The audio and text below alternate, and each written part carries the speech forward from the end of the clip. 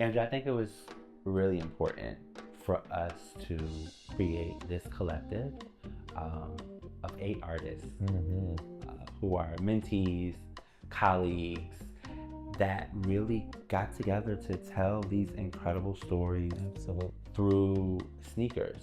Absolutely. And they all brought their own creative energy, Yeah. their own Yeah, they did. expertise, and their own aesthetic to the shoe design. So they all started with that same shoe, but they all turned out incredibly different. Completely different. Along Completely different. with what they are known for doing. Right. Especially our denim shoe. I mean, everyone goes phenomenal for the denim shoe by Jasmine, but she is like the denim queen. Correct. She is the denim queen. Upcycling is truly her thing. But I love, just paired next to Jeremiah's, it's all about fashion, but really it shows his influence and how Munya walked that boardwalk show for YSL. Absolutely. And using that kind of boat hat motif around the sole, but then bring that heavy satin into the laces. Absolutely. It's a great way to just incorporate, again, that fashion forward approach in something that's super elegant and feminine at the same time. And then we have Obi's shoe, where he creatively took braided hair and attached it to his sneakers, symbolizing the identity that women have with their hair, and keeping that important element that they have, but making it something tangible that they can see on the design for a shoe.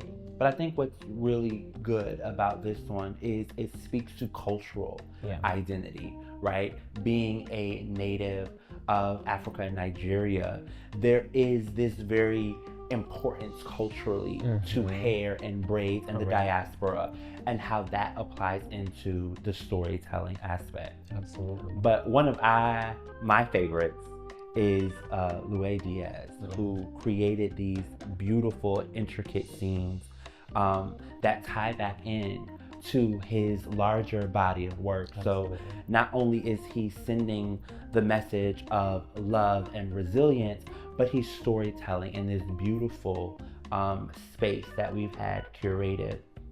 And he's done an incredible job. Yeah, and as a multidisciplinary artist, you see the artwork, but you also see the sculpture coming off of the shoe, and both of them, and it's just phenomenal. You mentioned it's one of your favorites. It is. It is definitely an audience favorite for sure. Correct. To see them. Correct. And then Ridge Bonnet, he's an incredible artist. I love what he did with Hope, Strength, and Unity. And I love how he used the red felt, but really dug super deep to really show all of the layers of red on that white sneaker and bring his own perspective to what that footwear should look like. And he also captured a lot of the hues of red as well. There's deep reds, there's lighter reds, without showing it up as pink, because we know red and white do make pink, but it still encapsulates the depth of red and what the color red means to HIV and AIDS awareness. One of my favorite, the simplicity of Sebastian Garcia walking into the unknown, where he really kept this all white classic look, but accented it with this jewel encrusted laces, and understanding the importance of what it means to walk into the unknown, but walking into it pure, walking into it upright. And then there's small details that you cannot see to the naked eye. The sole of the shoe is actually in that really deep ruby red. And I think that really speaks to his minimalistic approach as a fashion designer, but also holistically, where walking into the unknown, you have to walk in it bare. You have to really walk in bearing almost all of your nakedness, It's your journey. And it's your journey. This one was really, really, really cool. Just kind of seeing the layers of glitter and the importance of, again, those words of affirmation around the toe. That was a reoccurring theme for a lot of the creators of the sneakers. And so this one features powerful love, faith, and what those words really mean in that journey. Right, and carrying it, being on the front of the shoe, carrying those words with you as you move forward in your own journey is definitely creates that symbolism for it. And these last two phenomenal art pieces, the first one, Talk Test Street, featuring thousands of ruby crystals inside of the syringe, but also the words of affirmation along the front of the toe with the ruby crystals on the back of the shoe as well. Total encapsulation of what it means, more of a combination of symbolism where it's outright, the syringe getting tested, but then a deeper symbolism behind it with the lips on the back, creating that conversation as well. One of my favorites. Yeah, mine as well. Last but definitely not least is Air Patrick.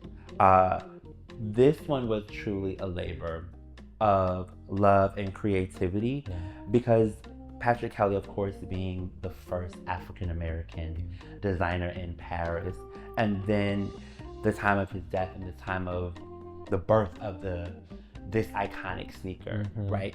And that juxtaposition of them together, it was reimagining what would this incredible, iconic designer do with this iconic piece of footwear. Adding the yellow buttons, but more than anything, putting the gollywog on there because it speaks to reclaiming a negative stigma, right? And that character that was created to kind of tear down the African American community and how Patrick Kelly reclaimed it for his own. And I think that's what we have to do with the stigma of Agent HIV, reclaim it. And just again, that juxtaposition of Patrick Kelly and this iconic sneaker and storytelling brings it all together and shows how the influence of fashion really does influence important brand messaging and important initiatives to bring people together, create a sense of awareness, but most of all, creating a sense of community, which I believe is what we're all about. Absolutely, and you touched on it perfectly with Patrick being the first Black American and the only American admitted into the Chambre Syndicale under the ready-to-wear category. If he could have done something like this today, what would it look like? It would be unapologetically him, with his gollywog, with his classic button motif that he is so well known for. It just makes for the perfect shoe when you walk in and you see that's your first thing that you see.